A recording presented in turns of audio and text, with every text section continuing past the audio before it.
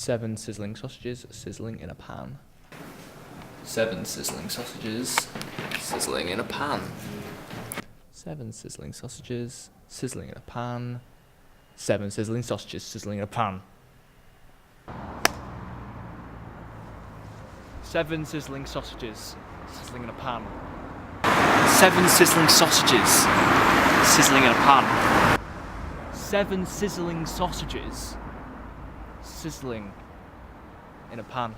You get a cast iron pan, you get it ripping hot, put some oil in it, you lay your meat down in it and cook it slowly so it's brown all over, and so the pan gets stuck with all sorts of brown stuff. And then you take sausages out, leave them to cool, and then you get some sort of alcohol, preferably in this case red wine. You put it in the pan, you simmer it, and you deglaze the pan. You get all of that brown stuff off the fond, you get it all off, dissolved into the wine, get it all off the pan, and then you put in some red onions, boil them down, you make yourself a red wine reduction sauce to go with your sausages. Who the fuck are you, Gordon Ramsay? No.